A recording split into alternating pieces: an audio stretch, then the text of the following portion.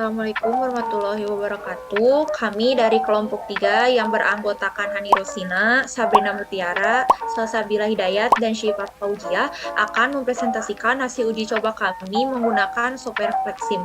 Untuk studi kasusnya saya akan share screen terlebih dahulu.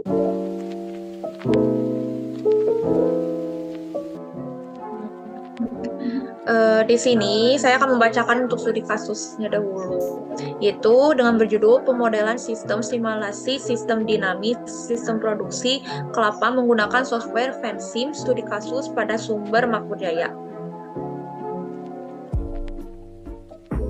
PT Sumber Makmur Jaya merupakan sebuah perusahaan yang bergerak di bidang manufaktur untuk memproduksi kelapa.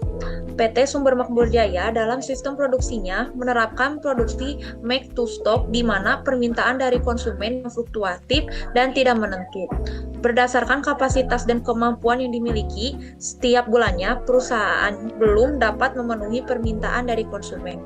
Oleh karena itu, PT Sumber Makmur Jaya berusaha untuk dapat memenuhi permintaan konsumen dengan mengubah kapasitas produksi dengan memanfaatkan tenaga kerja yang sudah dimiliki perusahaan melalui sistem dinamis agar dapat diketahui beberapa skenario agar tercapai jumlah produksi sesuai dengan proses permintaan konsumen. Proses simulasi sistem dinamik pada PT Sumber Makmur Jaya dapat dilakukan dengan menggunakan software Fansim. Fansim merupakan sebuah perangkat lunak pemodelan visual sederhana dan fleksibel. Perangkat lunak Fansim ini dapat digunakan membuat konsep, dokumentasi, simulasi, analisis, dan optimasi model sistem dinamik yang dimulai dari pembuatan diagram simpel kausal atau pembuatan diagram stok dan flow. Dengan menggunakan perangkat lunak Fansim, variabel dapat dihubungkan dengan tanda panah. Hubungan antar variabel tersebut termasuk dalam hubungan-hubungan kausal. Editor persamaan atau equation editor. Fansim akan menggunakan informasi ini untuk membentuk model simulasi yang lengkap. Model yang telah dibangun nantinya dapat dianalisis menggunakan perangkat-perangkat yang ada di Fansim ini. Analisis model tersebut diantaranya analisis terhadap variabel-variabel penyebabnya, terhadap variabel-variabel akibatnya, dan terhadap simpel kausal yang melibatkan variabel-variabel tersebut.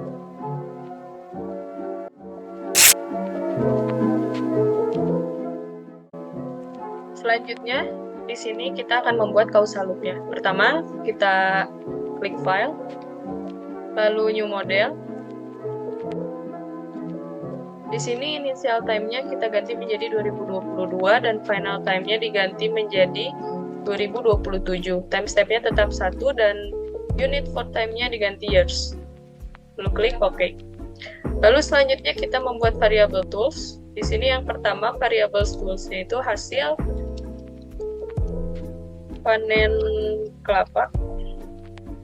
Hasil panen kelapa ini dipengaruhi oleh yang pertama ada luas lahan, lalu yang kedua ada tanah subur, yang ketiga ada pemberian pupuk dan obat. Selanjutnya di sini dibuat variables lagi, ketersediaan bahan baku kelapa. Ketersediaan bahan baku kelapa ini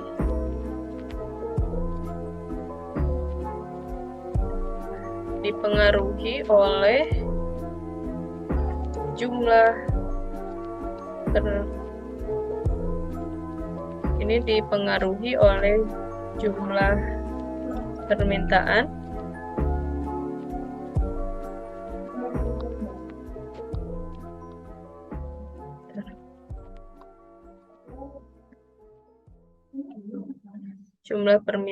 dan jumlah permintaan ini dipengaruhi oleh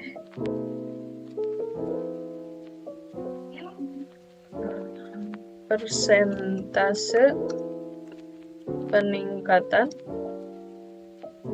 Lalu yang kedua persentase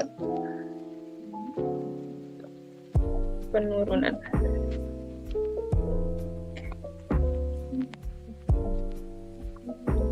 Lalu kembali lagi, hasil panen kelapa ini juga dipengaruhi oleh gagal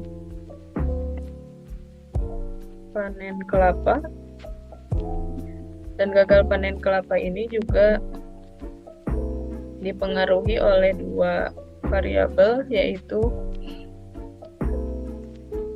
cuaca buruk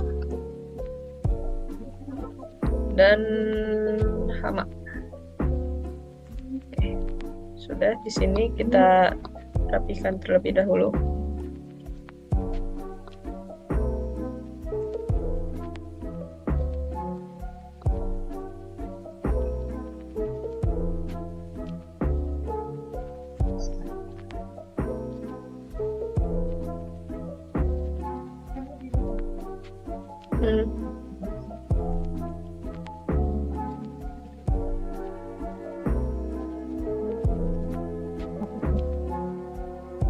Lalu selanjutnya kita membuat panah.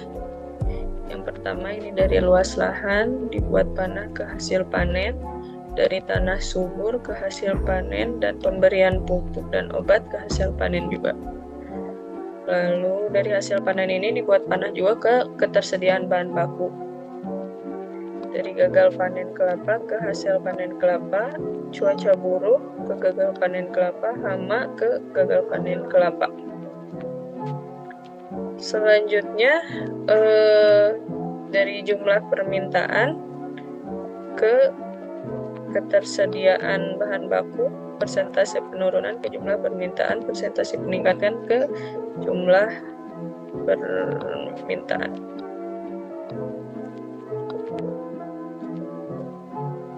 Oke. Selanjutnya dirapihkan kembali.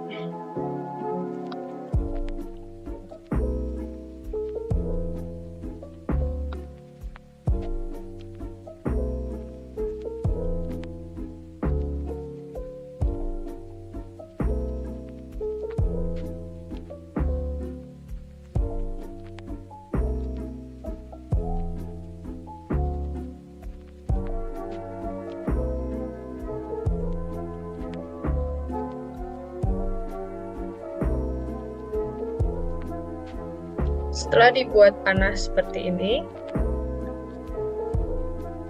lalu selanjutnya kita menambahkan plus minus untuk menunjukkan hubungan kausalitasnya.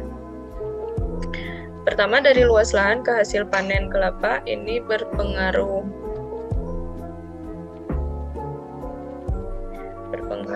positif ya. Di sini berpengaruh positif terhadap hasil panen kelapa. Dari tanah subur ke hasil panen kelapa juga berpengaruh positif. Pemberian pupuk dan obat juga berpengaruh positif terhadap hasil panen kelapa.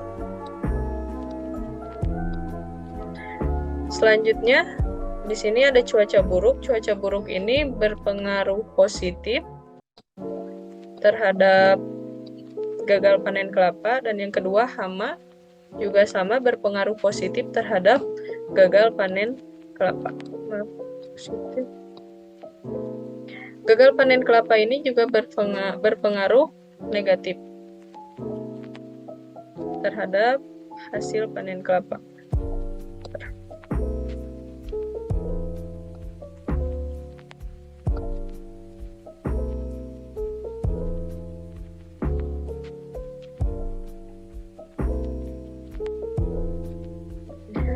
Selanjutnya, hasil panen kelapa ini berpengaruh positif terhadap ketersediaan bahan baku kelapa. Lalu di sini ada persentase penurunan. Persentase penurunan ini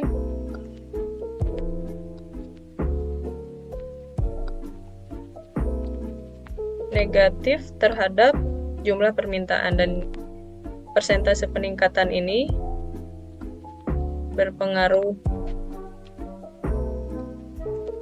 berpengaruh positif terhadap jumlah permintaan. Dan yang terakhir, jumlah permintaan ini berpengaruh positif terhadap ketersediaan bahan baku. Nah, jadi ini hasil dari causal loop dari studi kasus yang sudah diberikan. Selanjutnya kita lanjutkan kepada pemodelannya. Oke, selanjutnya setelah tadi membuat causal loop, di sini kita akan membuat simulasi modelnya. Yang pertama, kita create new model. Di sini initial time-nya diisikan 2022 dan final time-nya yaitu 2027. Kemudian unit support time-nya yaitu years. Kemudian kita klik OK. Selanjutnya di sini kita yang pertama akan membuat stock tool-nya. Yang pertama yaitu jumlah permintaan.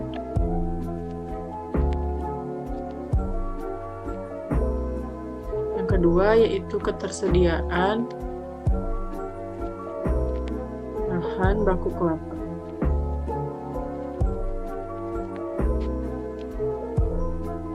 Selanjutnya di sini kita akan membuat flow tool-nya. Yang pertama ada peningkatan permintaan.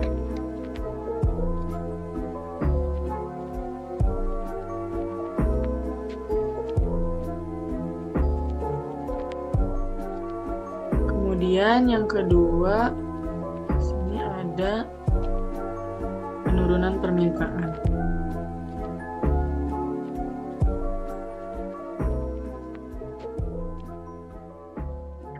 Selanjutnya, pada ketersediaan bahan baku,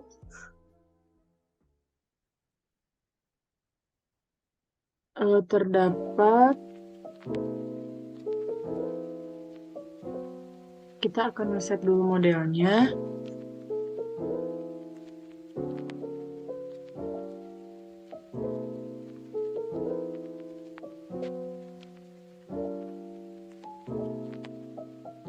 Pada ketersediaan bahan baku kelapa, yang pertama yaitu ada hasil panen.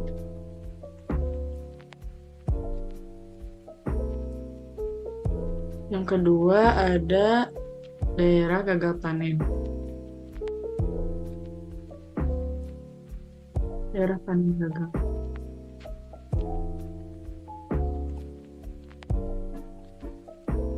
Kemudian setelah itu kita akan membuat variabel-variabel yang mempengaruhinya. Yang pertama ada persentase peningkatan.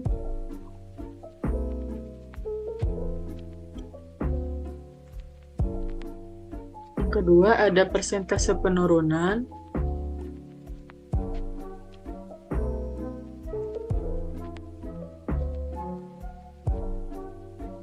Kemudian pada hasil panen terdapat 3 variabel yang mempengaruhi. Yang pertama ada tanah subur.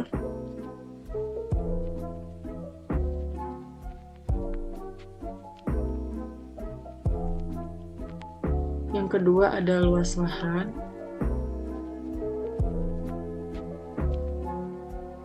Yang ketiga ada pemberian pupuk dan obat.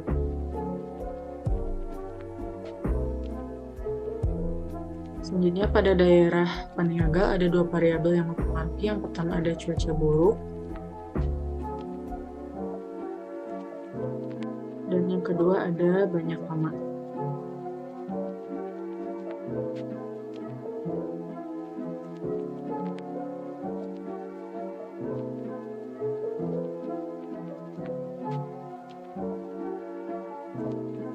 Nah, selanjutnya di sini kita akan membuat panahnya untuk masing-masing variabel dan variabel yang mempengaruhinya.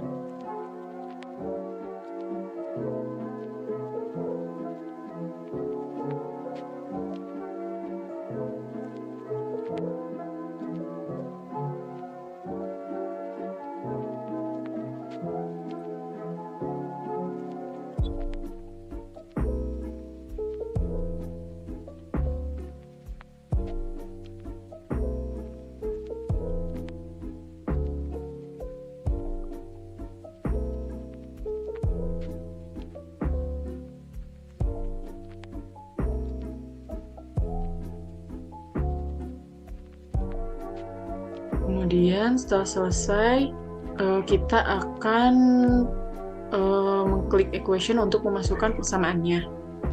Yang pertama, pada variabel persentase peningkatan, di mana unitnya yaitu persen, dan equation-nya yaitu 0,1.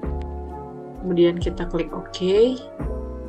Selanjutnya pada persentase penurunan, di mana unitnya yaitu persen, dan equation-nya yaitu 0,5. Kemudian kita klik OK. Selanjutnya pada luas lahan, di mana unitnya yaitu persen, dan equation-nya yaitu 0,5 dikalikan dengan 2000. Kemudian kita klik OK. Selanjutnya pada tanah subur, unitnya persen, equation-nya 0,3 dikalikan dengan 1000. Kemudian kita klik OK. Selanjutnya pada pemberian pupuk dan obat, di mana unitnya adalah persen juga, dan equation-nya yaitu 0,2 dikalikan dengan 2000. Kemudian kita klik OK. Selanjutnya pada cuaca buruk, unitnya yaitu persen, dan nilai equation-nya yaitu 0,4 dikalikan dengan 250. Kemudian kita klik OK. Selanjutnya pada banyak hama, dengan unitnya yaitu persen, equation-nya yaitu 0,6 dikalikan dengan 250. Kemudian kita klik OK. Selanjutnya pada peningkatan permintaan, unitnya adalah ton, equation-nya adalah persentase peningkatan dikalikan dengan 1000. Kemudian kita klik OK. Selanjutnya pada penurunan permintaan, unitnya yaitu ton, dan equation-nya yaitu persentase penurunan dikalikan dengan 1000. Dan kita klik OK. Selanjutnya pada hasil panen, unitnya adalah ton, equation-nya luas lahan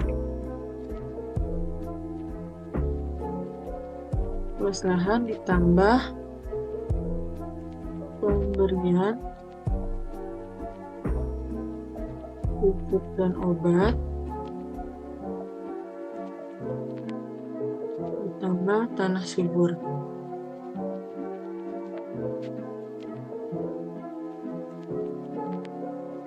Kemudian kita klik OK.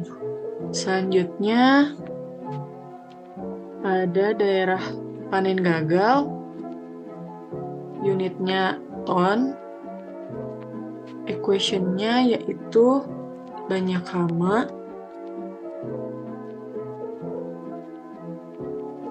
ditambah dengan cuaca buruk.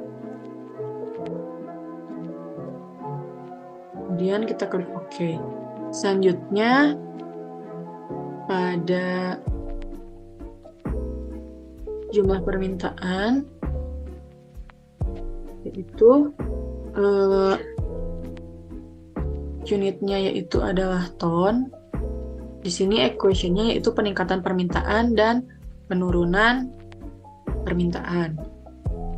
Dengan initial value-nya yaitu 2000. Kemudian kita klik OK.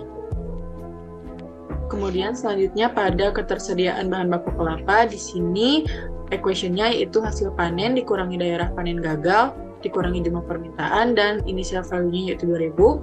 Kemudian kita klik OK. Selanjutnya kita akan mensimulasikan, mensimulasikan dari model yang telah dibuat, yaitu dengan klik Ctrl A, kemudian klik Run a Single Simulation, kemudian kita klik Yes. Selanjutnya kita masuk dan klik Graph. Nah, di sini terlihat bahwa ini grafik hasil dari simulasi model yang telah kita lakukan. Kemudian kita klik tabel. Nah, berikut ini merupakan data yang didapatkan pada ketersediaan bahan baku kelapa setelah dilakukan simulasi model dari tahun ke tahun. Kemudian, ini merupakan skenario pertama. Kemudian kita akan membuat skenario kedua. Kita akan masuk ke skenario kedua, yaitu adanya peningkatan permintaan. Untuk persentase peningkatan, kita ubah dari 0,1 menjadi 0,4. Kemudian kita klik OK. Selanjutnya kita akan melakukan simulasi kembali, yaitu langkah pertamanya yaitu Ctrl A. Kemudian klik Run a Single Simulation kembali. Kemudian kita klik Yes. Kemudian kita klik graf kembali. Nah, di sini ditampilkan grafik dari hasil skenario kedua. Selanjutnya kita akan klik graf tabel.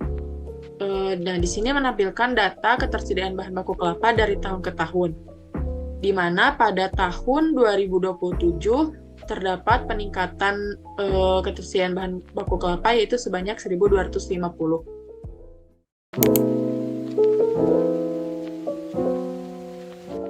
Dari simulasi yang telah dilakukan sebelumnya, dapat diketahui bahwa faktor yang menyebabkan naik turunnya ketersediaan bahan baku kelapa adalah jumlah permintaan yang dipengaruhi oleh beberapa faktor. Yang pertama ada kenaikan dan penurunan pemesanan, yang kedua ada faktor hasil panen yang dipengaruhi luas lahan, tanah subur, pembelian pupuk dan bahan obat, dan yang ketiga ada faktor gagal panen yang disebabkan karena hama dan cuaca buruk.